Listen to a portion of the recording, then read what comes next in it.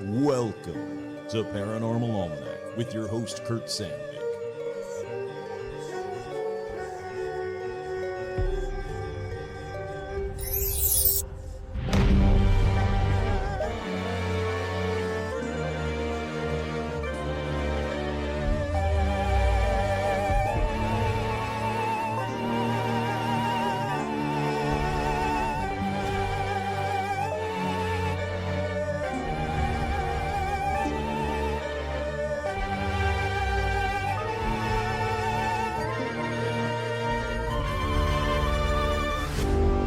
Hey, howdy, hi. That's right. Welcome to another edition of Paranormal Almanac.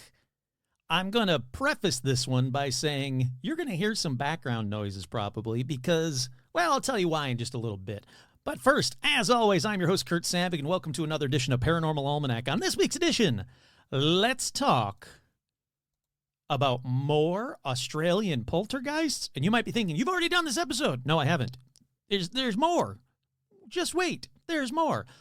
But first, we got shout-outs. Let's get right to the shout-outs. Shout-outs going out to the patrons. Something I guess I've never said on an episode, which I didn't realize I'd never said. If you don't like ads during your podcast, well, become a patron. For as little as $1 a month, you get 0 ads. That's right. I throw up the episodes, the full episodes, sometimes even bonus or longer episodes on Patreon, but the full episodes with no ads whatsoever. I wasn't even aware there were ads going on the podcast again because I'm not seeing a dime of it. But if you don't like ads, and I don't like ads, you know, who does like ads? Not me. I just found out that my Disney Plus subscription went to ad base, and I was like, oh, okay, so it's going to be like one ad before a movie. I can handle that. Oh, no, you're going to interrupt my movie like 10 times with more ads?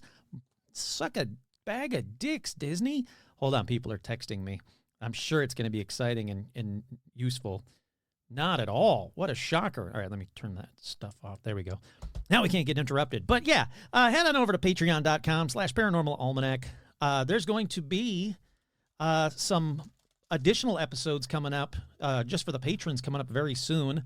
And some other fun stuff for everybody coming up very soon. But shout-outs going out to Newt MacGyver. Getting MacGyver on it. You know what? There's a MacGyver song by They Might Be Giants that I just butchered really briefly for a second there. Newt MacGyver, you should listen to it. It's really freaking good. In fact, if I were you, if I had the name Newt MacGyver, you bet money that I would, hold on, I'm trying to find it. I would definitely have that They Might Be Giants song as my ringtone because that's just too cool. And, I mean, there's a good chance your name isn't Newt MacGyver, but in my world, I'd like to think it is. Hold on, listen to this. We're getting mental with it, we're all MacGyver on it. It's not provisional and hardly temporary. It's the unbroken synapse that's acting out and talking scary. They better listen up and fast, cause now we're mental on it. Grab your keys, grab your hat, grab your coat. Tell your mom you won't be home, cause now we're getting mental on it. And now we're mental with it, we're all MacGyver on it. All right, that's about as much as I can do without having to pay They Might Be Giants way too much money that I don't have. So yeah, shout-outs, New MacGyver. Shout-outs to Brandon, Travis, Avril, Loch Ness, not a monster, Stacy, Demolition Diva. I hope you got your shirt by now. Like I say, I don't get any tracking by any stretch of the imagination because that's, you know, that'd be useful. But let me know if you haven't gotten your shirt, and I will hit them up yet again like I did the last time when you said you haven't gotten your shirt yet. Don't know why it's doing that. Leviathan, The Wicked One, Il said, Brian, Heather G's, Jeffrey B, Scott Thiessen, Chani the Pommy, hey, howdy, hi.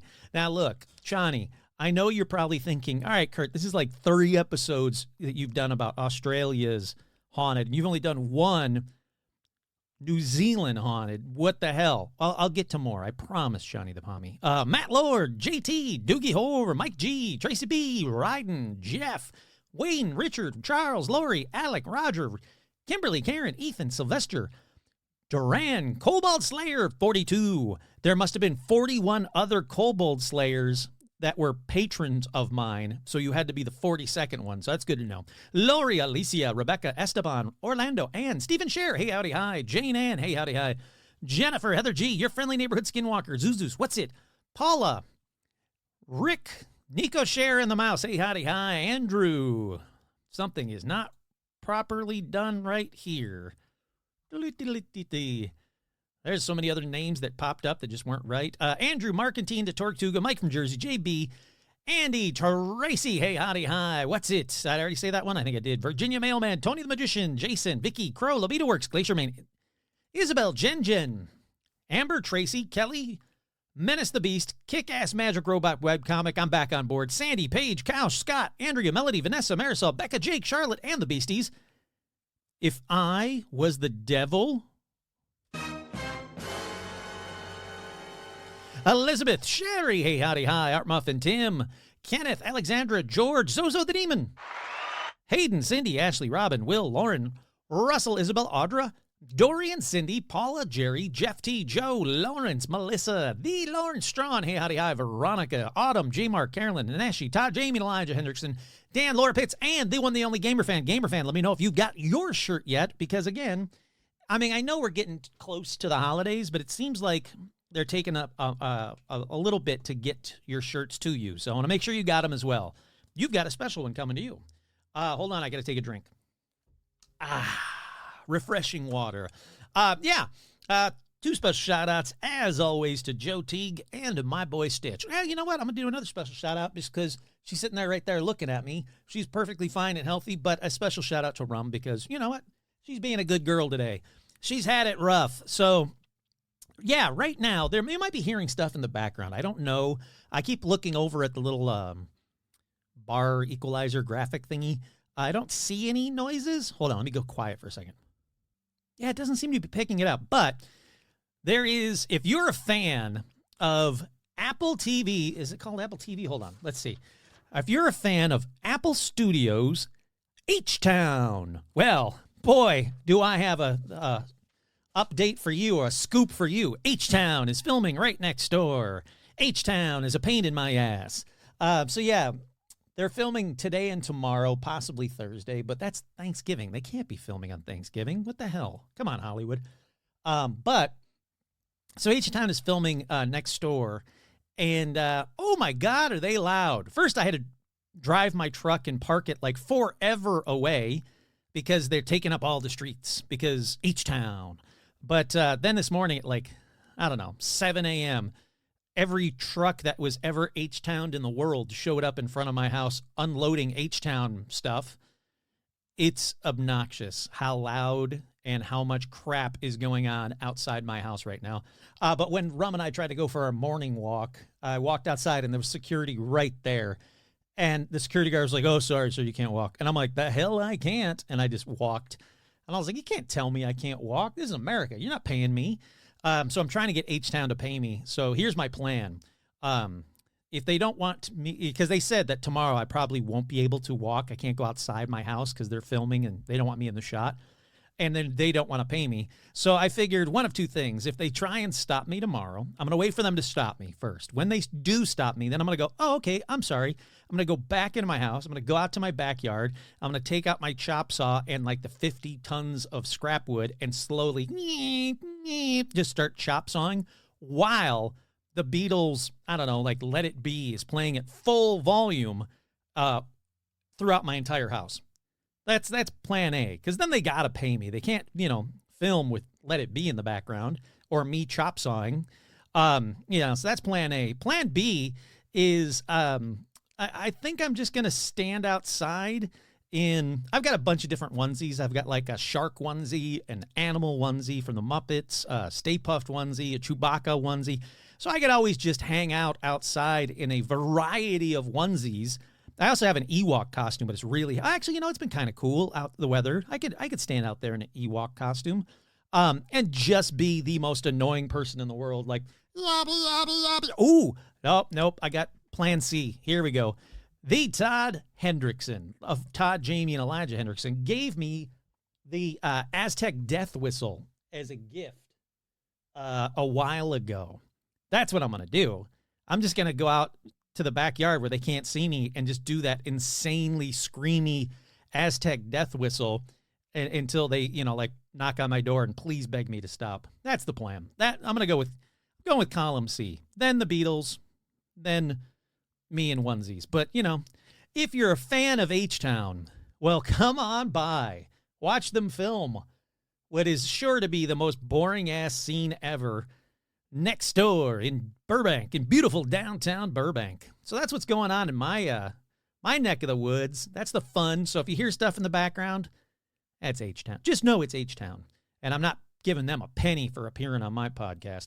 Let's see. You know what? Screw it. Let's get right into paranormal news. There was this one night we were out in the field, and suddenly there was this incredibly bright light descending from the sky.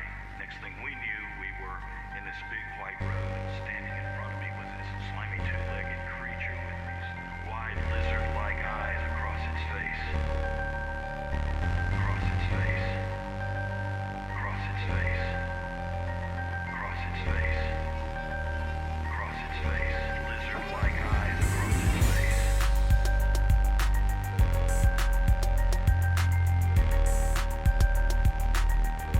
Lizard-like eyes across its face.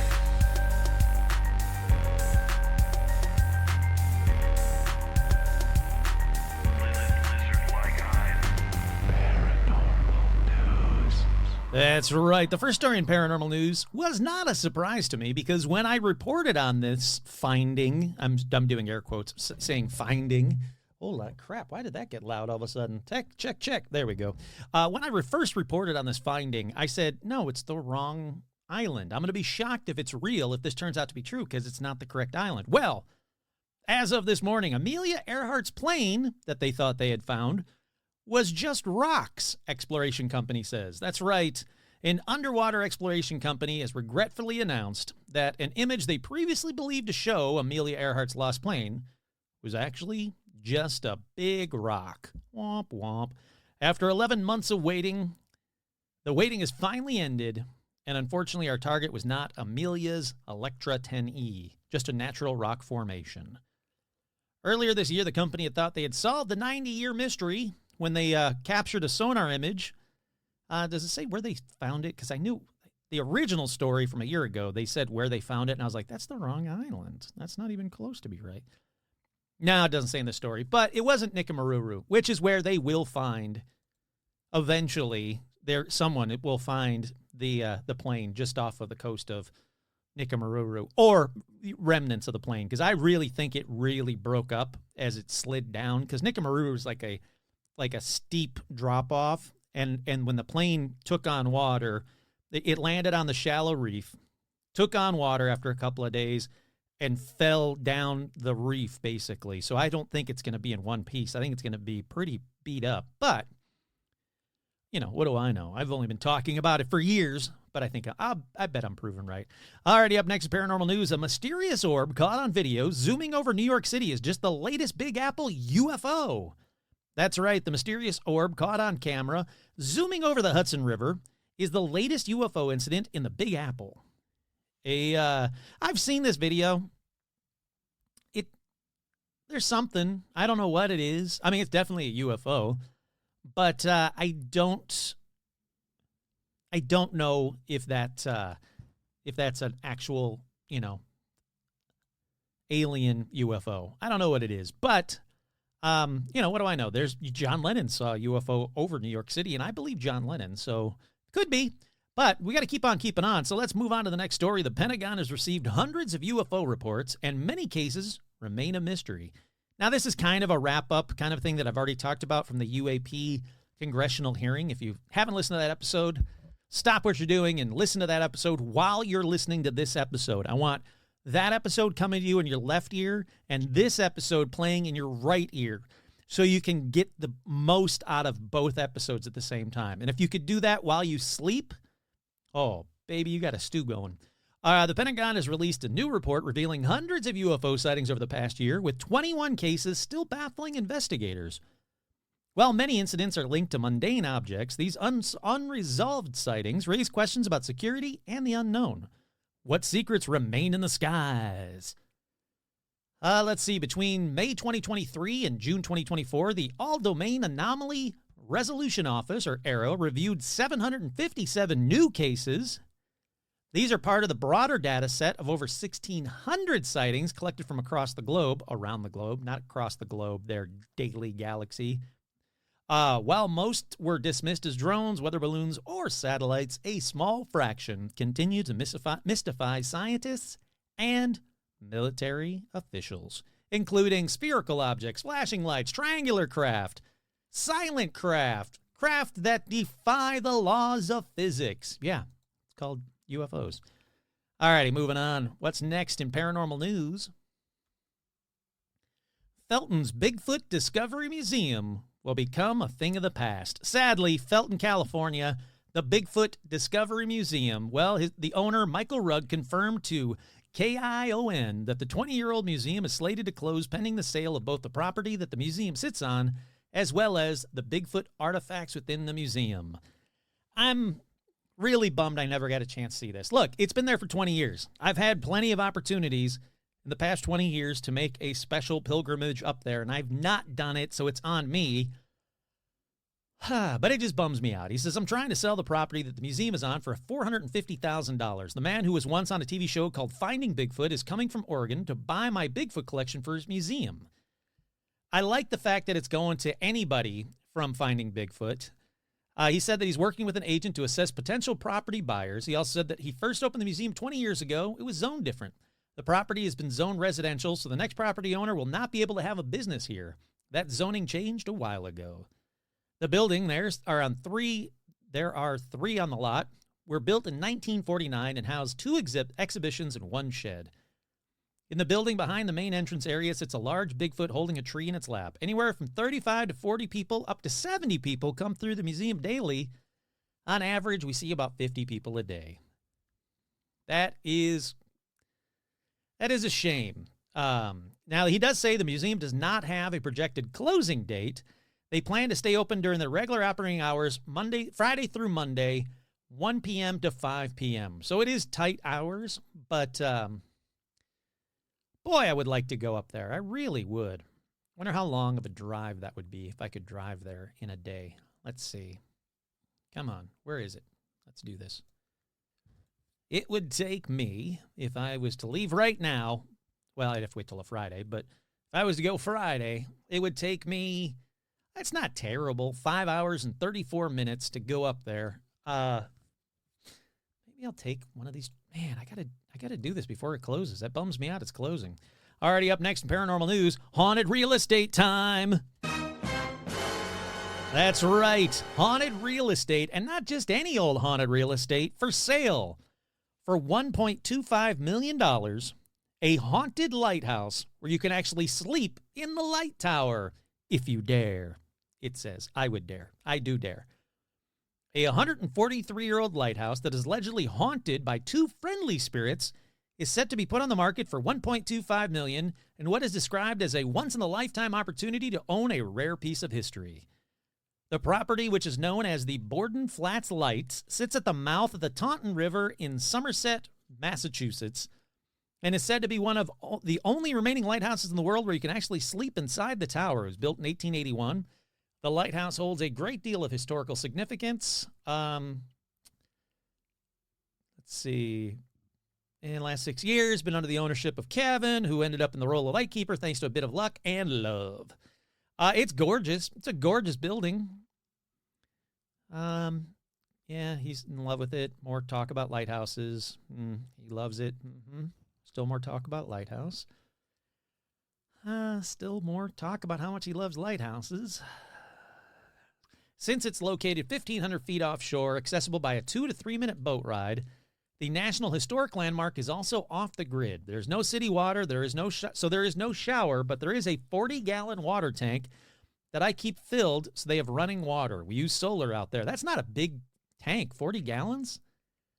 As for the toilet, you probably don't want to know. Suffice to say, there's finally a real toilet with a 40-gallon holding tank, and it gets pumped out weekly. Again, that seems like a low amount of water. While the property hasn't hit the global market just yet, he says the asking price will be $1.25 million, even though he has been told by experts it's between $1.5 to $2 million. That's what it's worth. It is a priceless, historic landmark. Yeah, again, I'd like to sleep there one night. I'd like to do a paranormal investigation there. That seems cool as hell, but I I just don't have $1.25 million for something that doesn't have plumbing. That's just me, though. And finally, in paranormal news, condo inside St. Paul's Summit Avenue mansion, known to be haunted, is up for sale. That's right, 2 haunted real estates in one episode. A condo within Joseph Forepaw's 1889 mansion at 302 Summit Avenue is on the market with an asking price of $700,000. Forepaugh, a wealthy businessman, lived in the home before taking his own life. People who've lived in the house have reported seeing and hearing ghostly activity. All the basic ghostly activity, but if you're looking for a haunted condo in a historic mansion in St. Paul, Minnesota, that would be the one. I'm guessing that's going to be the only one, so you should go there. 302 Summit Avenue, $700,000. It doesn't tell me anything about it. Let me see if I can find a Zillow for it. Yeah, I can. Here we go. On sale for $670,000. It just got marked down. It's on sale. 2-bed, 3-bath, 2,500 square feet. It's huge. Own a piece of distinguished St. Paul history with this exquisite 3-story condo inside Summit Avenue's famed Forepaugh Mansion. This spacious, impeccably maintained home is full of that classic Victorian character. Boy, it just looks like a gorgeous old home. Is it like the upstairs or something? Why is it a condo? I mean, it looks to me, looking at the photos, it's the whole house, but it keeps saying condo. I don't know. It's gorgeous. If you got $670,000 and you want a haunted condo inside a mansion in St. Paul, Minnesota, again, I think that's the one to go with. All righty, that about does it for paranormal news. For merch, head on over to tpublic.com/store/paranormal-almanac. That's tpublic.com/store/paranormal-almanac. All the limited edition Halloween ones have been removed. I left a couple of the styles up that weren't technically limited edition, but were more Halloween styles, because I had a couple people ask me, please don't take them down. I want to buy one of those. So there you go. Let's take a quick break. We'll be right back with more Haunted Australia. More Haunted Australia, mate. There we go. Is that better? Jeebus, that was loud. We are back. All righty. Let's continue where I left off in Australia, that is. I know last episode was about the UAP hearing, but where I last left you was in Australia. If you need a recap previously on Paranormal Almanac, there was a poltergeist that threw a shit ton of stones at a family, like showers of stones. They would appear from inside the roof and, shower down. They hear them, showering down on the roof, and then they would appear inside the ceiling and then fall on the people. It was a crazy poltergeist in Humpty Doo, Australia. Well, how about another crazy Australian poltergeist, or ghost, but it seems like everybody calls it a poltergeist, incident. For this first one, we go back to April of 1921. So this is pre-Humpty Doo. April of 1921, to about a half a mile outside Guyra on the northern tablelands of New South Wales. Now, I'm sure none of it is pronounced that way. I'm sure it's like Guyra on the northern tablelands of South New Wales. But you know where I'm talking about. I'm American. It's Guyra on the northern tablelands of New South Wales, where the family of William Bowen were woken up early in the morning, that April morning, 1921, to loud thumpings in their tiny cottage. And they're like, well, that's weird. There's never been loud thumpings in our tiny cottage here in Guyra on the northern tablelands of New South Wales, Kurt. Well, they said the thumpings weren't the only thing. So they go outside. First they boom, boom, boom, boom, boom. It's like a 4-roomed cottage. And they're like, what in the hell is happening? And they were like, whoa, that woke us up. And then the thumpings are getting louder and louder to the point where they're quote, called tremendous thumpings. And they're like, nope, screw this. Let's go outside and figure out who's thumping on the walls. So they go outside expecting to see, I don't know, a killer snake, to see like a kangaroo swinging around a killer snake that's got like one of them huntsman spiders in its mouth, and it's like thumping against the wall with that. Nope, they don't find that, shockingly. They go outside, and there's nobody there. So they're like, well, that's weird. So they go back inside. Oh, no, I'm sorry. While they're outside, they're like, well, that's weird. And they hear the thumping. And the thumping sounds like it's coming from someone inside the house, like banging against the walls. And they're like, what the hell? So they run inside. Nobody's inside. And the thumping sounds like it's coming from outside. Kurt here, it's probably coming from inside the walls, which would be in between the inside and the outside. But no, they don't think that. They keep going, where are these tremendous thumpings coming from? No matter where you're standing, it sounds like it's coming from the other side. Then they said it shook the windows, like someone was hitting the walls so hard that the windows started to shake and the shutters started to like bang against the windows. Then, in true Australia poltergeist style, you guessed it, showers of stone started raining down upon the house. All right, seriously, Australians, what is with the Australian poltergeists and showers of stones? Kurt here, let me pause right here for a second. You know, I know the activity just kicked off and the shower of stones just happened, but I want to pause here to say I wanted to see how close this place is, Gyra, to Humpty Doo. And so I looked it up on a map, and that poltergeist from Humpty Doo was 37 hours away by car. But I'm thinking, all right, so, you know, the poltergeist probably didn't drive over there.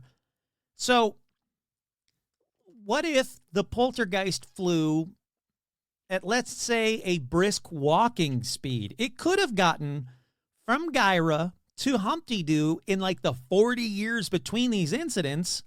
But what if I was to tell you that in another part of Australia, the next story I'll be telling you, the southwestern part of Australia, again, like a 37-hour drive because Australia is so freaking big, there was another stone throwing freaking poltergeist. So it could have gone from there to there and then there to there in the whole like 40 years because it was like the 50s for the next one and then the 70s.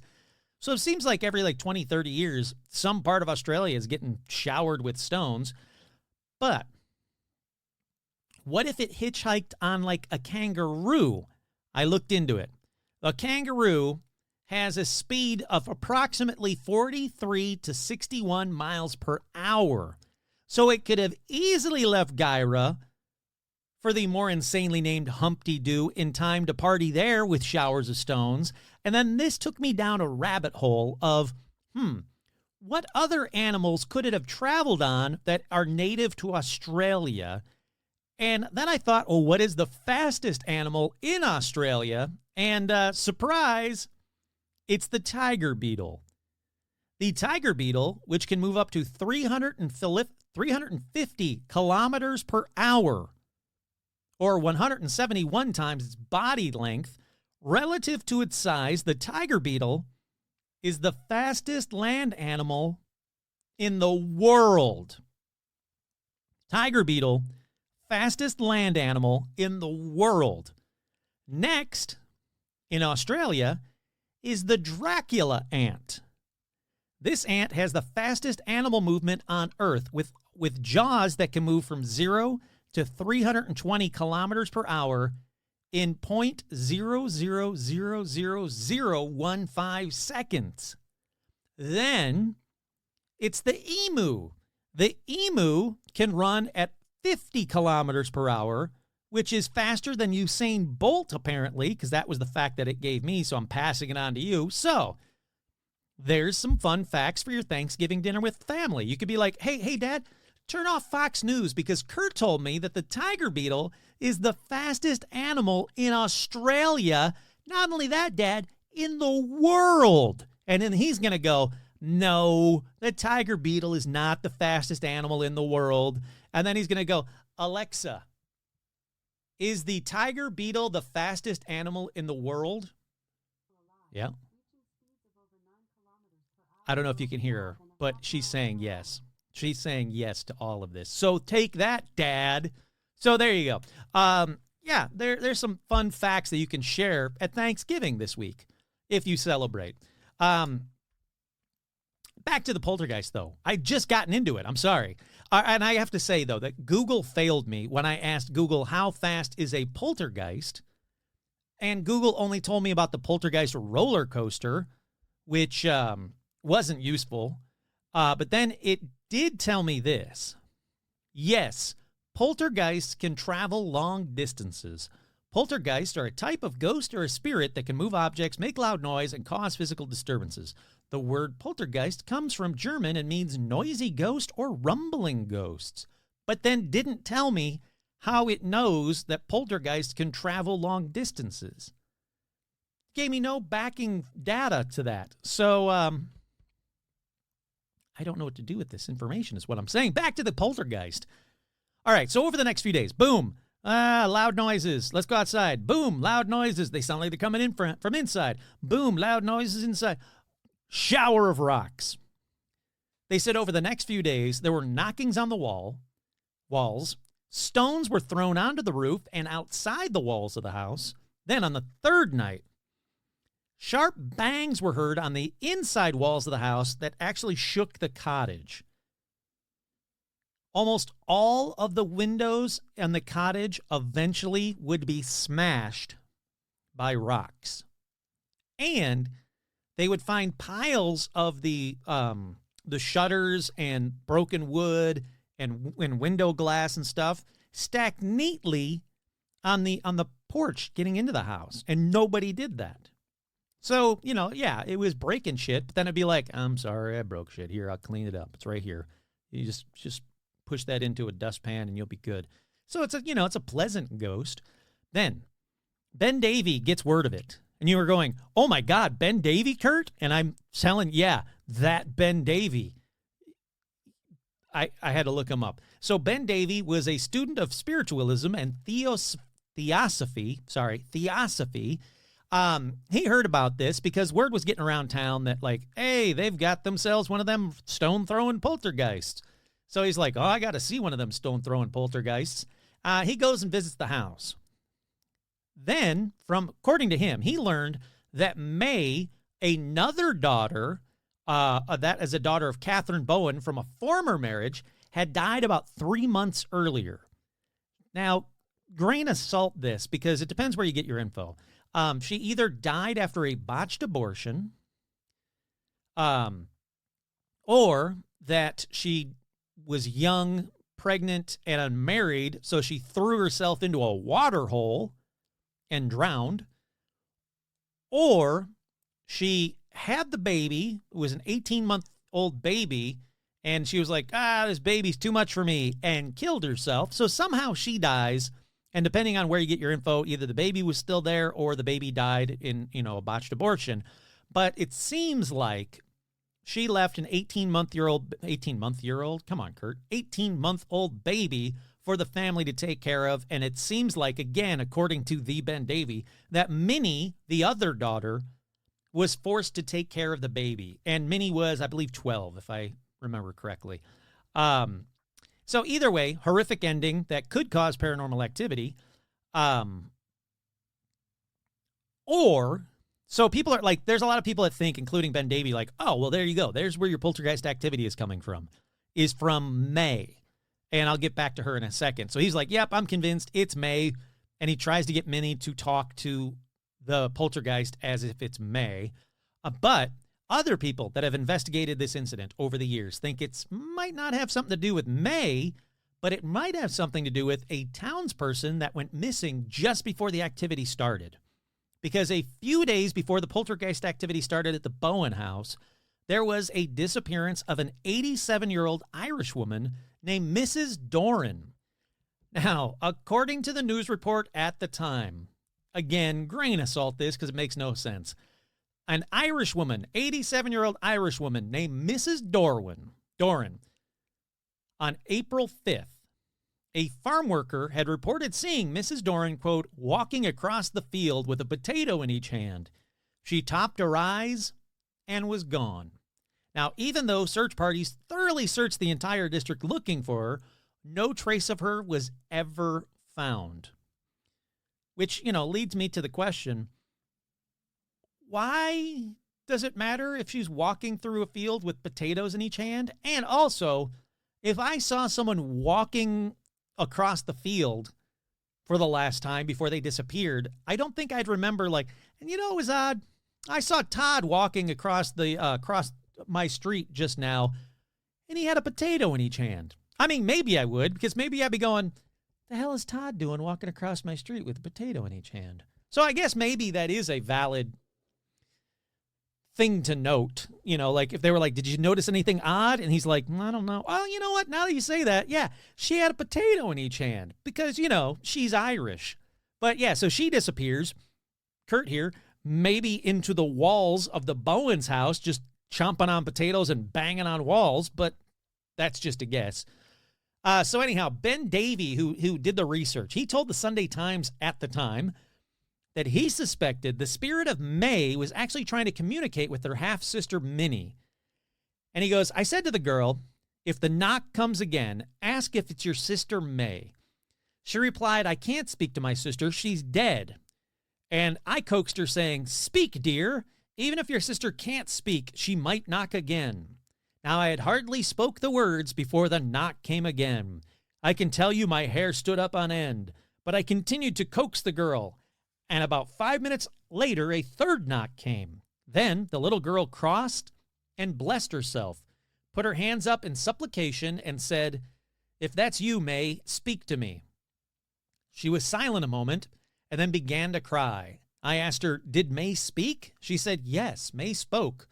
She said, I can't tell you. The message is for Mother. She then went over and laid her head on her mother's lap, crying. Her mother said, well, tell the gentleman what she said. She told her mother, tell Mother I'm in heaven and quite happy. Tell her it was her prayers which got me here, and I will look after her for the rest of my life. And then, bam, hit her in the back of the head with a big stone. No, that didn't happen. But wouldn't that have been cool? Like if she's like, tell Mother I'm in heaven quite happy. Tell her I was in her prayers which got me here, and I'll look after her for the rest of my life. And then just gets hammered with stones, just showered with pebbles. But no. So he said to the family, okay, well, now we know who it is. And you guys should all try and talk to her because it's May. So they held seances to contact May or the ghost. And word is getting out that, family's getting weirder here. You thought the weirdest thing that happened in Gyra was that old lady with the potatoes in each hand. Now it's getting weirder. So the police arrive at the Bowen house because the Bowens were saying maybe it's somebody messing with us because our daughter died and they're just, sick bastards. And they kept watch over the house, but the activity didn't stop. It kept going, just like in Humpty Doo. Police don't matter to poltergeist people. One policeman said that he was so terrified and that he told the locals to arm themselves and begin sleeping with their guns. Fun fact, apparently that's what the locals did, and they began putting their guns under their mattress or under their pillows, which is where you don't want to put a loaded gun. And bad things happened. If you don't know what bad things can happen when you put a gun under your pillow, trust me, don't do it. It's bad. On the night of April 18th, Harry J. Moores arrived in Gyra.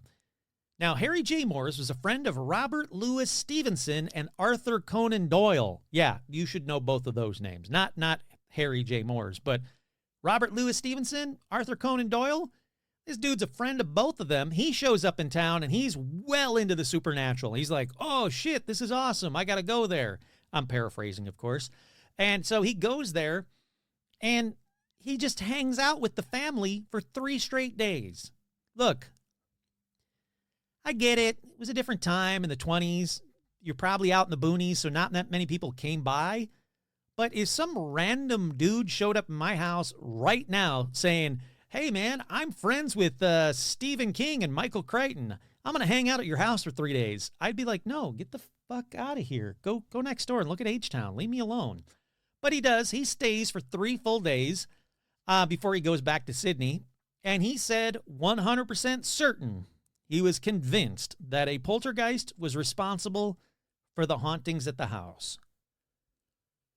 Let's see. On April 22nd, the Sydney Morning Herald, he just showed up in Sydney and they were talking to him.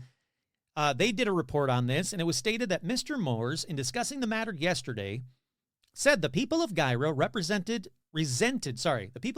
resented very strongly some of these reports which had gone out from the township concerning the affair because of their ceaseless vigils and very exhaustive efforts to get to the bottom of the disturbances. Mr. Moore speaks from his own experiences of these ceaseless efforts on the part of the people of the district and the police and others, and says that any criticism leveled against them is quite unfair. He had spoken to the girl, who had impressed him as being normal, although, according to one party, her mother described her as being highly imaginative. That is the longest-winded answer ever, to be like, yeah, they got a ghost. Yeah, there's a poltergeist. A bunch of people saw it. So, yeah. Thankfully, that's the last we're going to hear of Harry J. Moores in my report. So the Bowen family, shit's still happening, still going on. People are coming and going.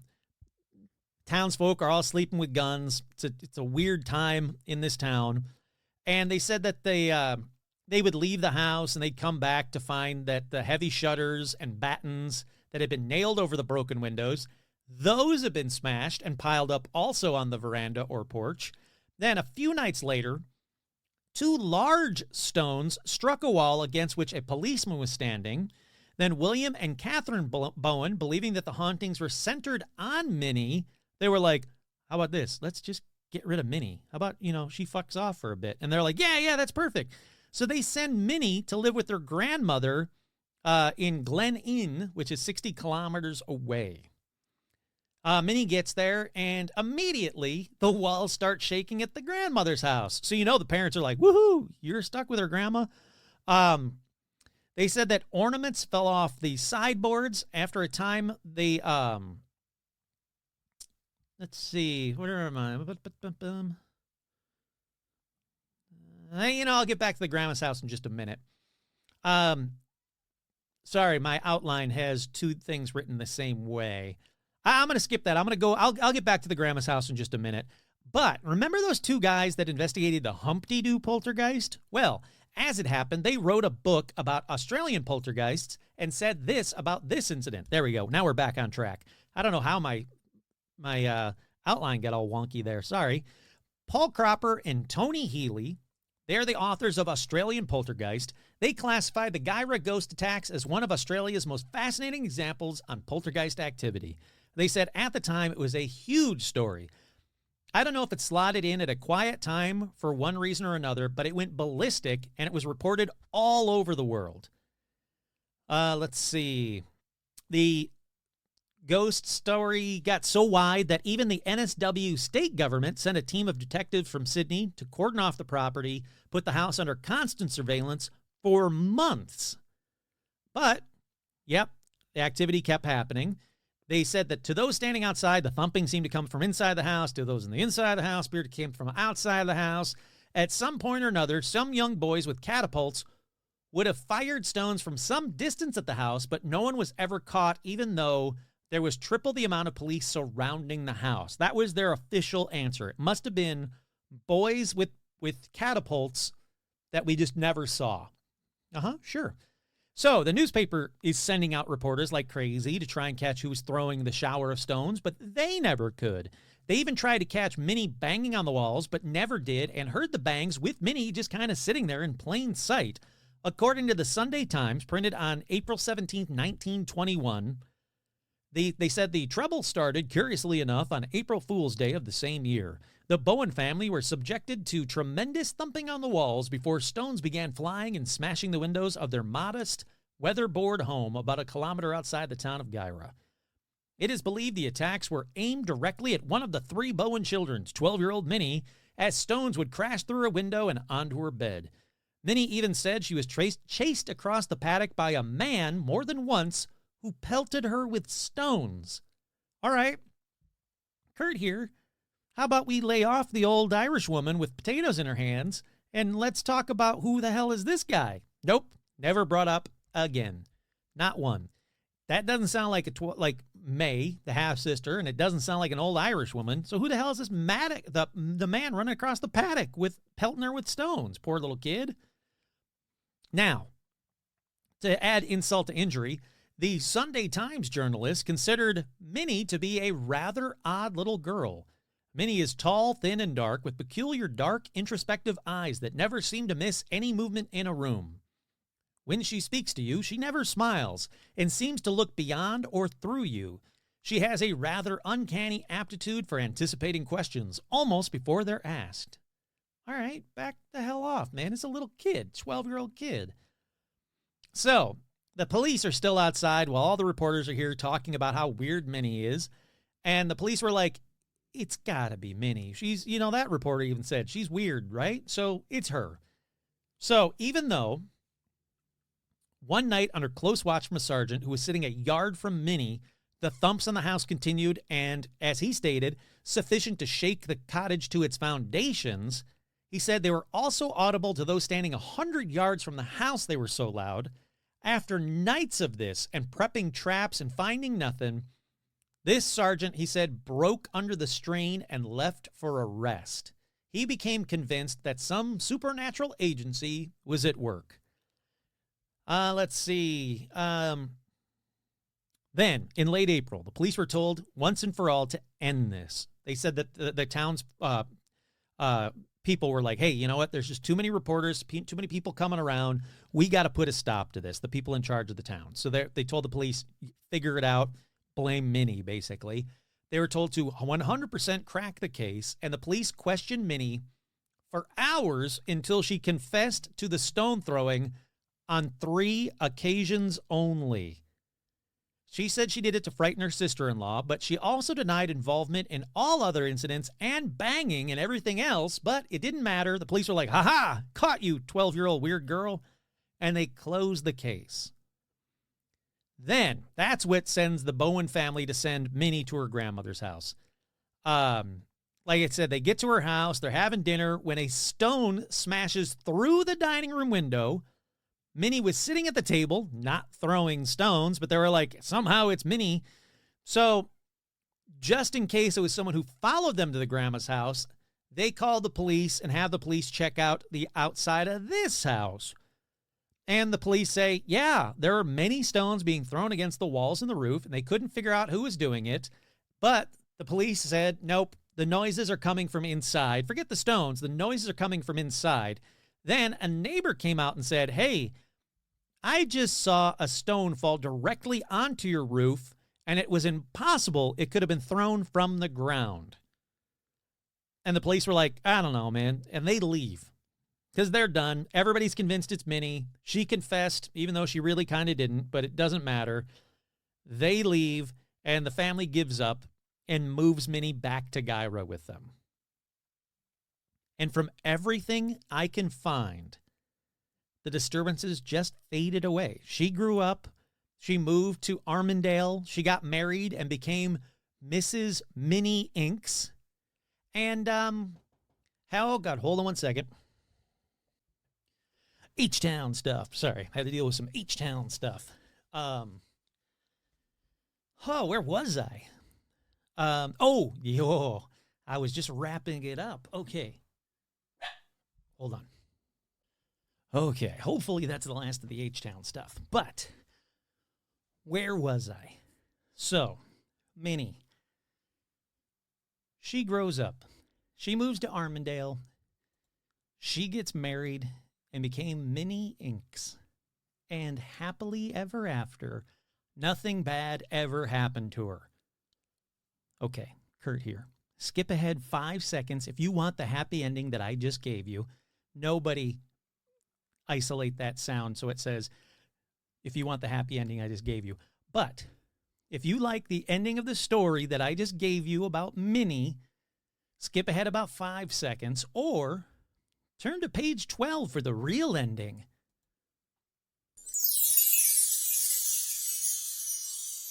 That was the worst wand sound ever. Really? Hold on. Let's try that again. Nope, I guess it's the wand sound. Alrighty, so you skipped ahead. You're still listening. You want to hear the real ending to Minnie Ink's life. Well, Minnie was run over and killed by a car just outside of Armandale on Grafton Road in the late 1980s. Yay! The end. I wonder if I could have done this. Yeah, that would have been a better sound effect. Yeah, but you know what? Doing these things live. So, yeah, that was the ending to Minnie, the weird little girl that sounded like Wednesday Adam. But that about does it for Australian poltergeist throwing rocks, right, Kurt? Well, no, I already spoiled it at the beginning that there's another one that happens in the 50s. So let's find out. Let's go to May 17th, 1955, to Mayunup, Australia. Is that how you say Mayunup, Australian people? I can't hear you. This is a recording.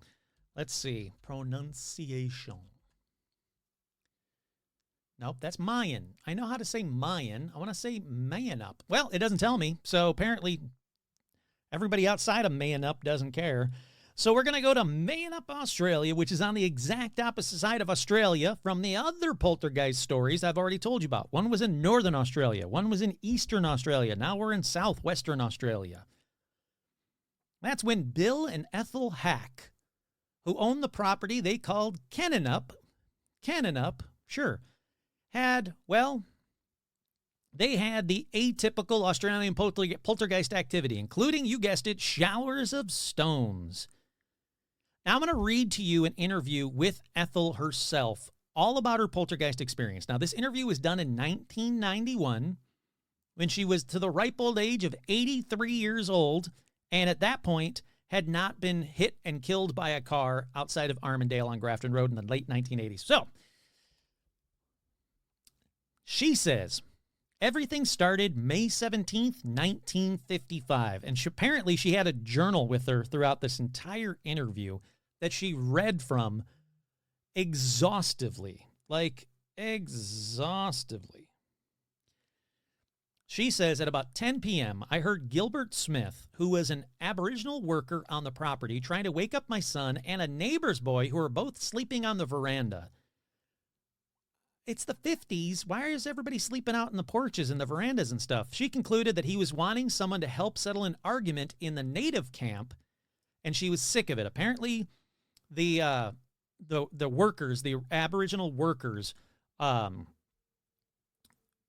they would come and they would work really hard, then go buy a bunch of liquor, then go back into their camp, drink all that liquor, and start fights and arguing and all that fun stuff. And then they would come running to the person who was hiring them at the time to say, hey, can you break up this fight that we just caused? So she's like, nope, get the fuck away. So the next day, Gilbert told Mr. Hack that there must be a madman in the vicinity, and they were too scared to stay by themselves in their quarters. He had gone to another camp the night before after she sent him away, and persuaded a second family to spend the night with him, to let him spend the night with them, him and his wife. And so she says that Gilbert and Jean Smith had both heard a whistle, a low, mournful sound sustained in one key. At the same time, the kangaroo dog chained up next to the quarters started barking and howling and plunged around in a frenzy until the chain broke and he disappeared with a yelp into the darkness. I had heard the dog from our house and wondered if the foxes were about. Then an old golf ball came through the open door of Gilbert's house, and an iron ring and some stones landed on the roof. They concluded that one of their own people had flogged the dog and then was coming to attack them. So Gilbert came to get help. He was like, oh, it's got to be another Aborigines worker who got drunk, Aboriginal worker who got drunk. He's going nuts. He's starting to kill dogs. He's freaking all us out.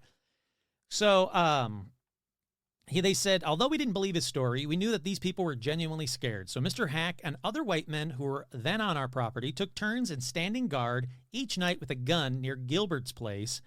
Then the neighbors came to our help as our men all told them the same story of stones coming from all directions and we all concluded that a group of culprits must be responsible for the stone throwing. So they're already trying to, like, rationalize it. Let's see. Keep going on. She said the next night, same crap started happening.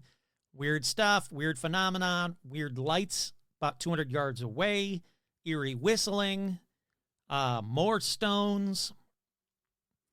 Then it kept happening. I'm going to skip ahead a little bit. By 1957, the poltergeist phenomenon had become well known and really kicked off. We had visits from various people. Come on up, Brum. Hi, how you doing? You done watching the H-Town people? Want to come and say hi? She's like, we had visits from various people interested in psychic research, newspaper reporters, people who'd experienced similarity linking up all these happenings, reading and studying everything up that they could find about poltergeist activity throughout Australia, i.e., that one story I just told you a minute ago, because Humpty Doo hasn't happened yet. She said that this publicity brought so much contact with people connected with similar phenomena that everybody was out at one of the places where it was happening, recording all of these events. She said, everybody believed at that time that on our property, we were living in a Jannick, Jannick, which is a local Aboriginal word for a spirit or ghost-infested area. She says, we were convinced we were living in a Jannick. But we did notice that the activity only happened if Jean Smith or her daughters were inside the house at the time. Wherever the activity was happening, it was guaranteed that Jean Smith or one of her daughters were inside the house. If she was made angry, generally because of Gilbert's drinking, the disturbances were even stronger. When bad weather was approaching, either heavy rain, strong winds, thunder, and lightning, it got even stronger. Hi, Rum. I love you too. You're a good girl. Then, 1955 and 56, she's like, the activity's starting to kick up. Jean must have been in some early stages of pregnancy because phenomena started occurring in nearby camps all around the area. And also proved to be genuine. The wife of Molly, a niece of Jean's, was also a few weeks pregnant. So both camps were having various children, including teenage girls. It often seemed like the whole area of the country within a half-mile's radius must be allied with some strong force like electricity or magnetism. There was so much activity. As well as the small torch-like lights reported earlier. Many of us saw the lights easily as big and bright as a car light, but throwing no beam. One morning, when Mr. Hack and the men went to pick up stones and sticks off the crop, which was only just showing up through the soil, they found that all over the area, about a 1-acre area, there were large clods of earth and pieces of wood that had lifted and turned over. The odd thing was there was rain the night before, but the clods of dirt were all dry. And the exposed undersides of the clods of dirt and the sticks were all dry, but if you'd move them, the ground under them were wet. She said there were no footprints of any kind on the wet soil. And she's like, this is the one place where the lights had been seen that night. So something was moving around earthen, rocks, and wood where the lights were seen the night before in a 1-acre area. Let's see. I'm going to skip ahead a little bit. She said that Bill Hack loved to use divining rods to find where he should be putting stuff in, and he said that he called it a magic trick, but it's not magic; it's natural. He said that the whole area was strong with uranium, and he thought that might have something to do with all the poltergeist activity.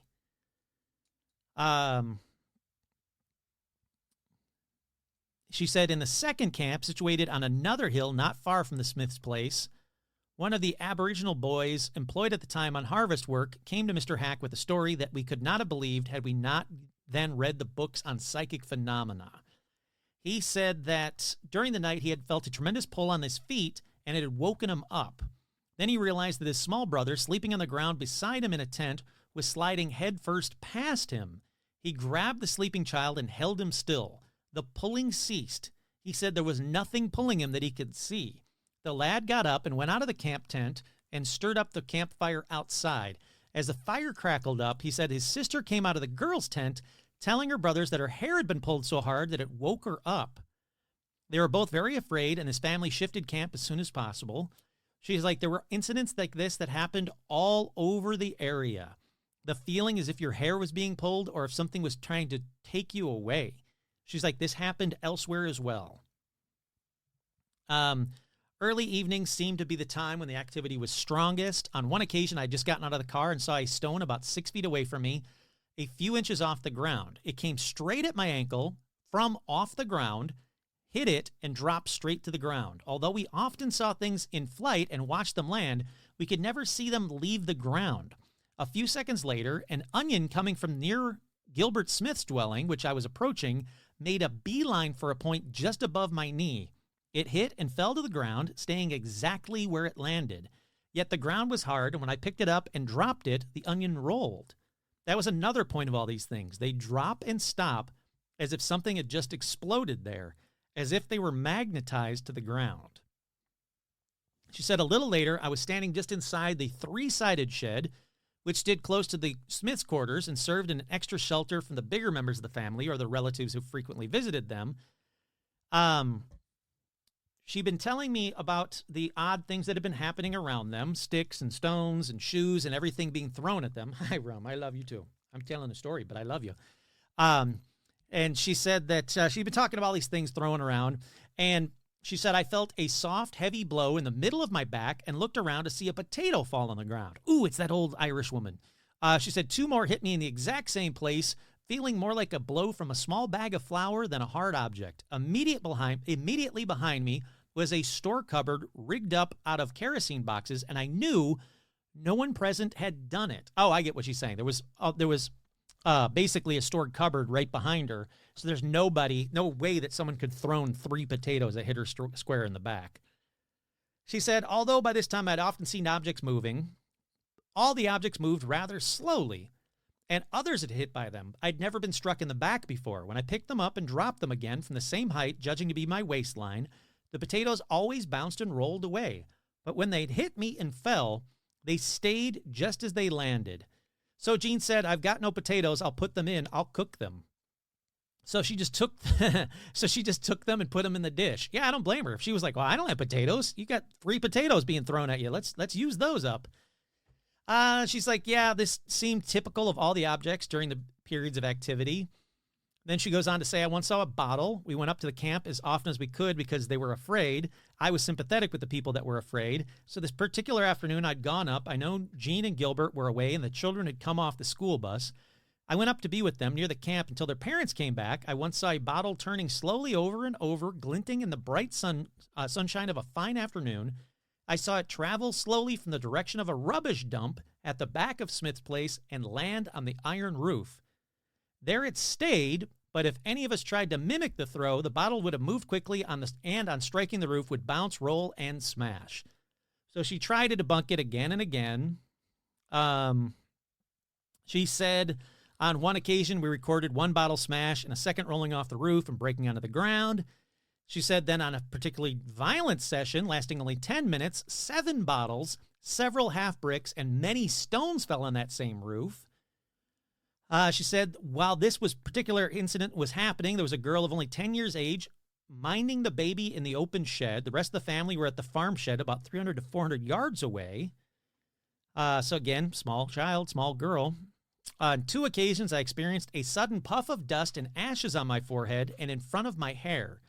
The first time I was in the open kitchen shed, casually conversing with Jean Smith, but the second time I was alone in their main dwelling, all the family being outside round the fire at the time. The whole family, including Jean and everybody, was all confused by this. They're all scared about this. Let me continue on. She loves to talk. I'll give you that.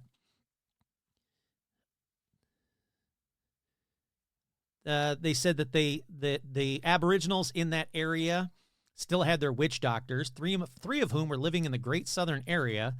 So Sammy was brought up from Mount Barker together with a young man who cared for him. This Sammy was the man, half Chinese, half Aboriginal by the looks of him, who had found a lost child in the Mount Barker district by seeing him from the distance of a half a mile in thick scrub. He could not have seen him. He was using his mind's eye. So they told them about the incidences. They decided that the spirit must be that of Gene Smith's father, Mr. Alf Adis, who was then a very sick old man. The spirit needed to be put back in the old man's body, so they said, but was worrying Jean because she was the favorite child. So they thought that's why all this stuff was happening at this one camp, is because of her very old, ailing dad. They thought his spirit had left his body. They said that they did a ceremony which took place in the native camp. Her father roused himself to declare emphatically that his spirit was not doing this, but he was old and weak and slept most of the time. Poor guy. Mr. Hack saw the younger witch doctor go to a little distance carrying her blanket. And he saw something small and white. He returned to the camp with the blanket rolled up in front of him, puffing, sweating, and apparently holding the blanket with difficulty. In the tent, he leaned over Mr. Adis and opened the blanket. They'd both felt that the performing of the ceremony would give the people a sense of security and put their minds at rest. However, no sooner had the daughter got out of the car to see her dad and find out if this ceremony had worked, basically, a bunch of stones began falling on the roof as soon as she made herself aware. Then a few weeks later, he passed away, but the disturbance continued, so it wasn't him. She's going through May of 57, talking about all the disturbances here. It's all basically the same. Stones landing, showers of stones, more showers of stones, one bottle of milk tin, a piece of bone, and one stick. Oh, bunch of crap that was falling. I get it. June 26, 1958. It's still going on. A lemonade bottle suddenly landed on their water tank, followed by sticks and stones. They called the police. The police came and stood around for a while. And then the activity kept happening. September 26, 1957. That was a particularly difficult day for the Aboriginal people in the area. They said the disturbances were very high, including a spade, a milking stool, a milk bucket, a straw broom, all seemed to move after a small boy had passed them and was at least a yard away from them. This activity faded out after 13 days, which period of time seems to be the most usual in the poltergeist phenomena that happened, she said. She's kept saying, like, many people asked me if I was afraid. I wasn't as afraid as I was angry because I didn't know what was going on, but she blamed basically Aboriginal spirits. Towards the end of January or early February, a stone landed on the roof of the truck that they were driving. During the next half hour, at least 36 stones landed on the truck or hit the camp, and that eerie whistling sound was heard yet again. The whistling seemed to be coming from a height of about 12 feet in varying directions, and one seemed to come from inside the tent. The whistles were all on the same note and lasted about 2 seconds each time they happened. Let me keep going here. She loves to talk. She said that one time I did see the actual stone appear. She said, as I was looking into the sky, there was a tiny shape like a little pea. It suddenly took shape and became a stone, and it dropped onto the roof of their dwelling. I saw it from the beginning to end. Man, Ethel likes to talk, I'll give you that. I'm going to skip way ahead now. So it's been going on. It's been going on for a couple of years. Even the Australian Post tried to catch who was throwing the stones. They sent reporter Hugh Schmidt over to cover the strange phenomena. He returned to declare this thing is no hoax. There is something evil going on. Then, what's odder is that the stones have been gently falling on the farm for nearly 2 years. The occurrences have been intermittent and generally at the greatest intensity during the winter months. That's where it gets odd, because the stones were warm to the touch and seemed to materialize from nowhere. Reports all said that the stones fell slowly, others materialized inside the building, and they were all warm to the touch even though it was ice cold outside. The same thing happened when it was raining outside. The stones would be dry. It's just like Humpty Doo. It's the same freaking thing, man. This is crazy. They said that the events in question are said to have taken place over a number of years if you go back as far as other stories or Aboriginal stories in the areas. From 1946 to 1962 in that area alone, Similar events have also been reported at Humphreys Bridge near Wandering, as well as Boddington and Borden. They said the stones range from pebble size all the way up to 19 kilograms. The news soon spread. People started traveling to the towns again to see what was going on. They said it was all kinds of things that were being thrown, as you heard, all the weird crap I already told you, and then pliers. And they said that the pliers have been dropped through a grate in a shearing shed that they just materialized through the grate. Other items like charcoal, broken glass, pottery, fencing wire, chopped bows, and potatoes were seen falling or moving through the air in strange manners. Later in 1957, the Daily News again reported, just after the natives shifted camp, the stone phenomena was witnessed by dozens of independent white witnesses. That's gross that they have to, be like, oh, but white people saw it. It must be real. At 5:30 p.m. yesterday, when he returned from a nearby stock sale, he found a crowd of people in a half circle behind his house. Stones were falling. They were picking them up as fast as they could fall, as fast as they fell. The family even dug, get this is bizarre. The family even dug a ghost break. It's like a trench, basically, area around the house and the property to try and see if they could find, like, tracks after they heard, like, weird bangings on the wall or rocks being thrown. Like, it was a huge trench that they actually built around the house called the ghost break, but nothing was ever found in the ghost break. No footprints, no rocks, no nothing. Then, like the other one, but lasted a lot longer, after about 2 years of activity, it quieted down on its own and finally stopped. Well, stopped there. Kurt here. I'm still thinking Australia's got a wandering, stone-throwing poltergeist that travels from coast to coast that pops up like every 20 years.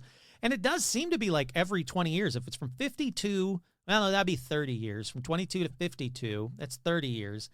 That went on until 58, but they said possibly up to 62. And then I already forgot when Humpty Doo took place, but I know it was way after that. Wasn't Humpty Doo in like the 80s? Hold on, I'm going to look up the Humpty Doo poltergeist. Yeah, it was 98. So 30 years, basically. Is it 30 years between each one? 22 to 52, that's 30 years.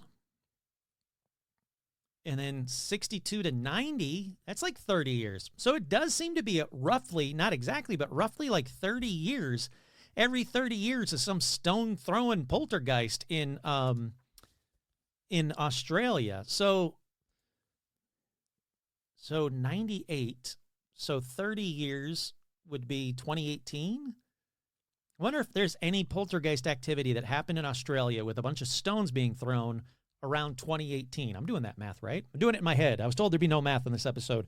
But that'd be interesting to see if that is the case. If in 2018, somewhere in Australia, because it doesn't have to be in the same area, it's all over Australia, was there a poltergeist activity that had a bunch of stones being thrown everywhere? Interesting. Now I got to look into that. Now I got to try and find that. More stuff for Kurt to find. Well, there you have it. There is, what do I think of these? I think that Australia's got a lot of weird shit that's scaring me, and even more stone-throwing poltergeist than I expected. Or is it all the same one? And if I remember correctly, Humpty Doo said something about an old Aboriginal man as well, if I'm not misremembering. So maybe there is something to the old man throwing stones part of these stories as well. Bizarre, I can tell you that. I can't explain it. Once again, I'm your host, Kurt Samick. This has been another edition of Paranormal Almanac. Please don't throw stones at me. And if you want to see H-Town film, come by tomorrow, because I don't.